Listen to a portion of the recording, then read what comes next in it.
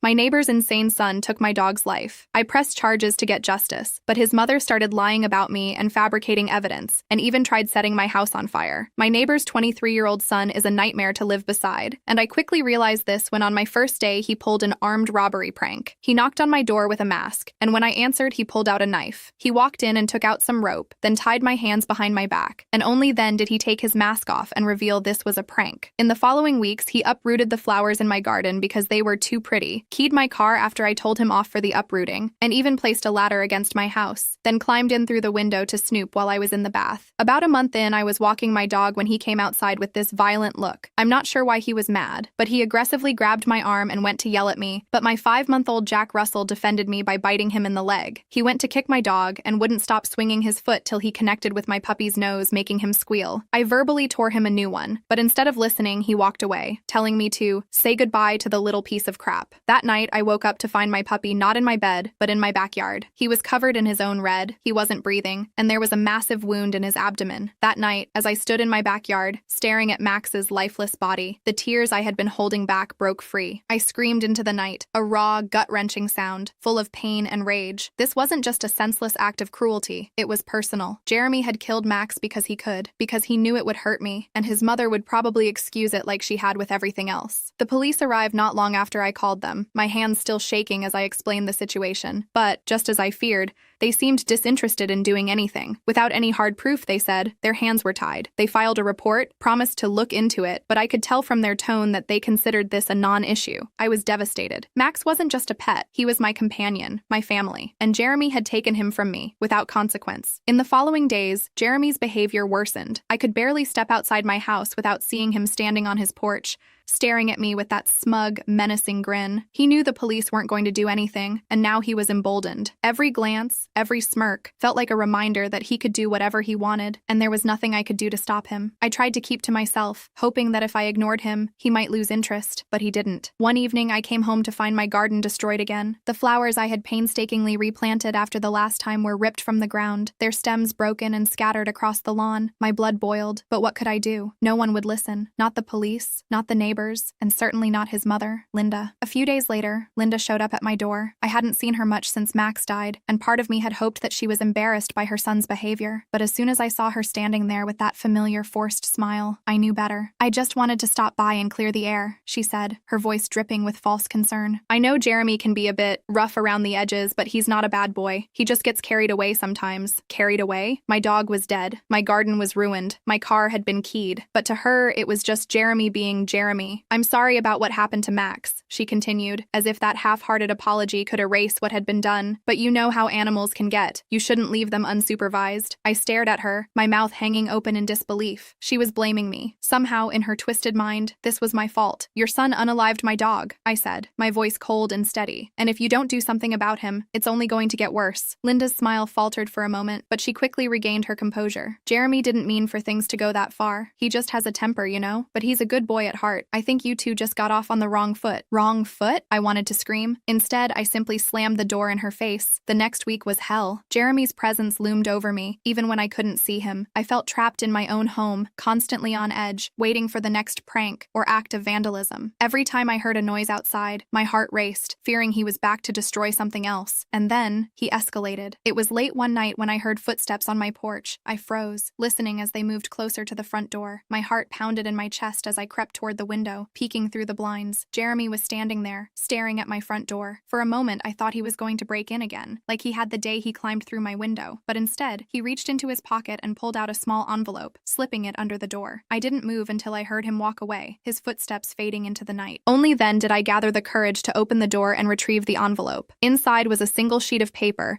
and my stomach turned as I read the words, "Say goodbye to your house next." I sat down, clutching the letter, my mind racing. This wasn't just a prank anymore. Jeremy was threatening me. I couldn't live like this. Something had to change. The next day, I went to the police station again. I brought the letter, explained everything that had happened since Max's death. The officer at the desk listened patiently, but his expression told me what I already knew. Without hard evidence, there was little they could do. I left the station feeling defeated, but I wasn't going to give up. I started documenting everything. I installed security security cameras around my property, hoping that if Jeremy tried something again, I'd catch him in the act. I started keeping a detailed journal of every interaction, every threat, every act of vandalism. I was determined to build a case, no matter how long it took. In the meantime, Jeremy didn't let up. A few days after the letter, I woke up to find my car's tires slashed. The cameras didn't catch him in the act, but I knew it was him. I could see him smirking at me from across the street as I called a tow truck to come and replace the tires. Linda, of course, said nothing. She continued to pretend that nothing was wrong, waving at me whenever I passed her house, as if her son wasn't systematically trying to ruin my life. A month after Max's death, the harassment reached a boiling point. It was early evening, and I was in the kitchen making dinner when I heard a loud crash from the backyard. I rushed outside, heart pounding,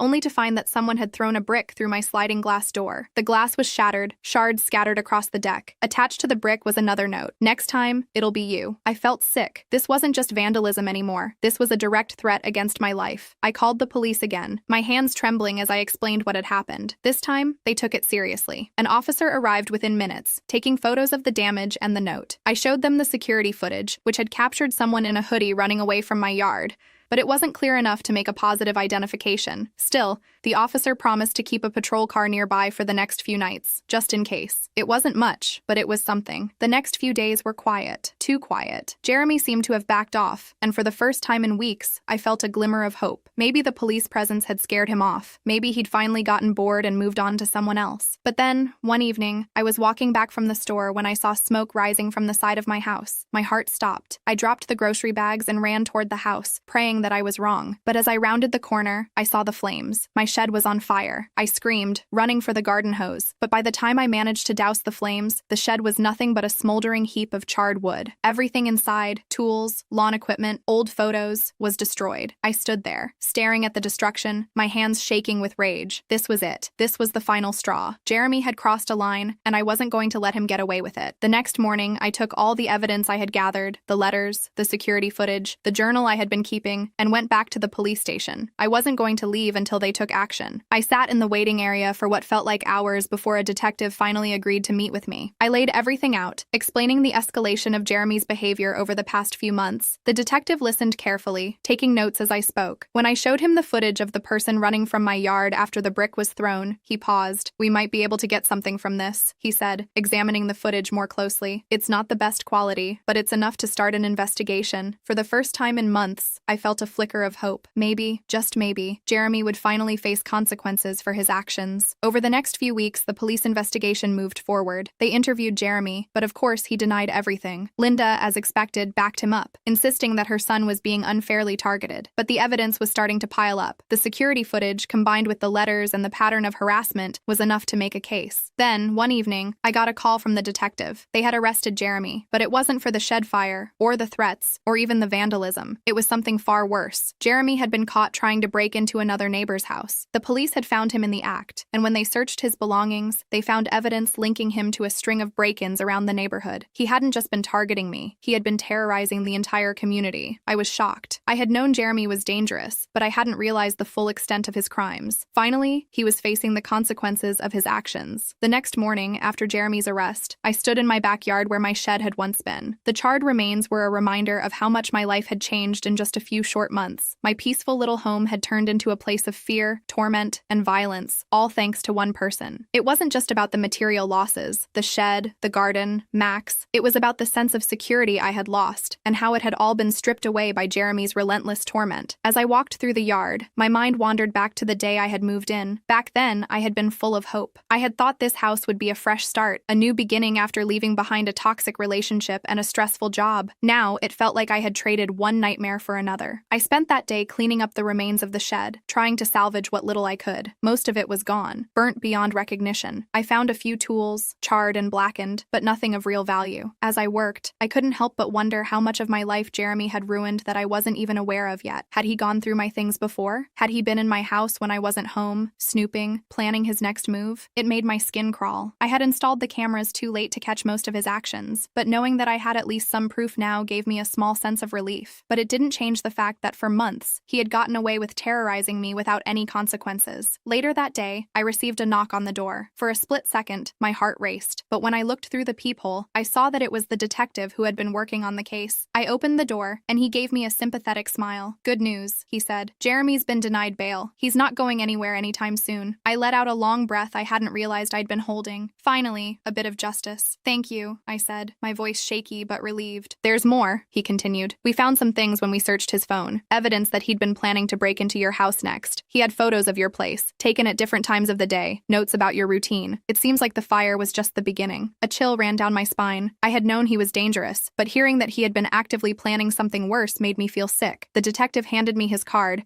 and told me to call if I needed anything else. I thanked him again and closed the door, leaning against it for support. Jeremy had been closer to destroying my life than I'd realized. In the days following Jeremy's arrest, I started to notice just how much the neighborhood had changed during his reign of terror. I hadn't been the only one dealing with his awful behavior. Some of the other neighbors began approaching me, telling me their own stories. Apparently, Jeremy had a history of bullying and intimidation. Even before I moved in, he had vandalized other properties, harassed other neighbors, and yet no one had ever done anything about it. People were too scared, or they simply didn't want to get involved. I started to feel angry, not just at Jeremy, but at the entire system that had allowed this to go on for so long. Why hadn't anyone spoken up sooner? Why had it taken something as extreme as setting my shed on fire to get him arrested? I wasn't the first person he had tormented, and I doubted I would be the last. As the weeks went by, I tried to get back to normal, but the damage was done. My once beautiful garden was still a wreck, and every time I stepped outside, I half expected to see Jeremy lurking in the shadows. I couldn't shake the feeling that he was still watching me, even from jail. I knew it was irrational, but after everything I had been through, it was hard to feel safe again. I tried to focus on work, but even that became difficult. Every time I heard a noise outside or saw a shadow out of the corner of my eye, my heart raced. I started double-checking the locks on my doors and windows, even in broad daylight. I knew Jeremy couldn't physically hurt me anymore, but the mental toll of living under constant threat had left its mark. One afternoon, as I sat in my living room, I noticed a car slowly driving by my house. It wasn't the first time I had seen it. In fact, I had noticed it several times over the past few days. It would slow down just enough to be suspicious before speeding up and driving away. At first, I tried to ignore it, thinking it was probably just someone lost or curious. But when it happened again, I started to worry. I jotted down the license plate number and called the police. They assured me they'd look into it, but I could tell they didn't take it too seriously. After all, Jeremy was in jail. It couldn't be him, right? That night, I couldn't sleep. Every creak of the house made me jump. Every distant car engine made me tense up. I kept thinking about the car that had been circling my block. What if it was someone connected to Jeremy? What if his family was trying to intimidate me now? I knew Linda was still living next door, and although she hadn't bothered me much since the arrest, I didn't trust her. She had always defended Jeremy, no matter how horrible his behavior was. She had excused every single thing he had done to me. Why wouldn't she try to get revenge now? A few days later, the car showed up again. This time, it parked at the end of the street. I couldn't see who was inside, but my gut told me something wasn't right. I called the detective and explained the situation. He agreed to send a patrol car to drive through the neighborhood more frequently. It wasn't much, but it was better than nothing. As the court date for Jeremy's trial approached, I started receiving anonymous letters. They were always typed, with no return address, but the content was clear. Whoever was sending them was trying to scare me. The first one was simple: drop the charges, or else. I brought the letters to the police, but they couldn't trace them back to anyone. I suspected Linda was behind them. She had been quiet ever since Jeremy's arrest, but I could see her watching me from her porch whenever I left the house. It wouldn't surprise me if she was trying to intimidate me into backing down. She had always coddled Jeremy, treating him like he could do no wrong. I imagined her sitting at her kitchen table, typing out threats with that same smug smile she always wore when she defended her son. Despite the letters, I refused to back down. I had been through too much to give up now. I wanted Jeremy to face justice, not just for what he had done to me, but for everything he had put the entire neighborhood through. The day of the trial arrived, and I felt a mix of fear and relief. Jeremy was facing multiple charges, not just for the harassment and destruction he had caused to my property, but for the other break-ins and crimes the police had linked him to. As I sat in the courtroom, I felt the weight of everything I had endured. The anxiety, the fear, the helplessness. It had all led to this moment. Jeremy sat across the room, his expression blank. For someone who had caused so much pain,